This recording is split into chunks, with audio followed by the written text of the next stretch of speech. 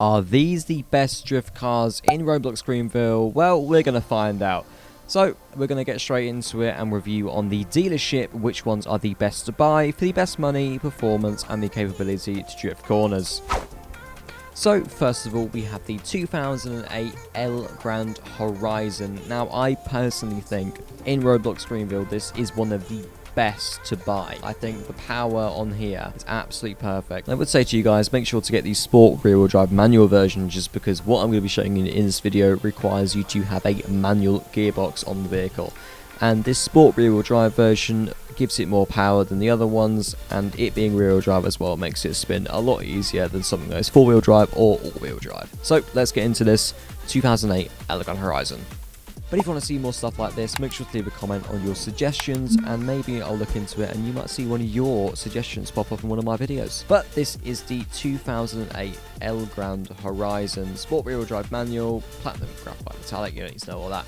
But this is possibly one of the best cars to drift in. So I'm going to show you now exactly how to do it step by step. So what you want to do is you want to get yourself into an open spaced area. In the bottom here you can see it says auto. If you click M on your keyboard, so M for money, M once, it goes into semi, and then again it goes into manual. And you want to hold down your shift key, click E twice to go into 3 here, hold down shift and then hold down W so it increases the revs, and then you want to let go of shift and immediately press W after, and then your wheels start spinning. You want to then turn, pressing A or D, by the way, let go of it slightly and just let go of brake.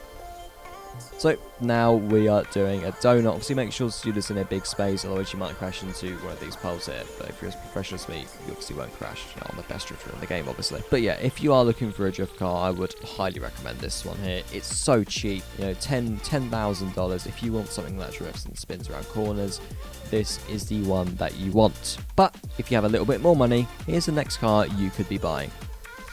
So moving on to the next car, this one might be a little bit controversial, but the BMW M3 Competition Touring actually has been one of the best for me personally.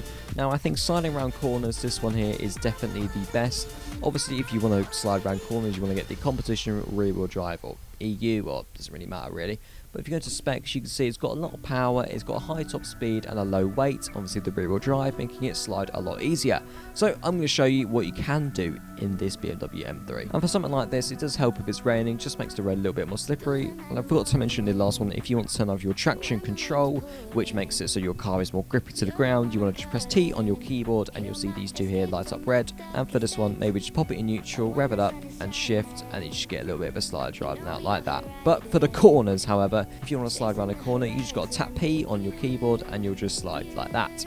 So for example, this corner here, if you just drive around this corner, press down on your P and you'll do a little slide out like so. Now, as I don't believe they do a manual in the BMW M3 Touring, I don't know if it's going to be possible to do such as a donut as I was doing in the other car. So if you are looking for a car specifically to do that, I would definitely recommend getting the other one. But this is still possible for burnouts if you do the same thing again, rev it up in 2nd gear or 3rd gear and just let go of S and then tap it quickly again, and then you will get spinning like so. But as you can see, it doesn't do donuts as well as the last one, so definitely if you want a car to do donuts, I would highly recommend this. But this one here still definitely spins. If you're looking to drift on a high budget, definitely consider the BMW M3 Competition Touring. Coming in at $65,000, I don't think it's too bad for the value and the power you get for the car. Bringing us on to our next car is one of the cars that doesn't actually require any game passes. It's going to be the Toyota Supra. Coming in at $56,000 with a top speed of 156 miles an hour, 382 horsepower and a rear-wheel drive drivetrain is the one that we're looking for. This is definitely the car for the drifters out there that can't really afford some of the game passes that give you some of the fancy cars, which to be fair aren't all that great. So what you want to do is the same process for this car here, but instead of putting it into 3rd like I normally would, I would put it into 2nd, rev it up like so, turn traction control of course, and then you want to tap S just slightly as you let off, and then turn ever so slightly as well, let go, and then you are now doing a donut. So obviously with drifting goes the same as the M3 as I said. If you want to drift a corner, go up to the corner, pull the parking brake like so, and drift the corner like that. But thank you very much guys for watching this video. If you want to see more videos like this on cars that don't require game passes or cars that you just think are really cool and quirky in this game, make sure to leave a comment for suggestions on videos I should do on this game. Make sure to like, comment and subscribe, and I'll catch you guys in the next one.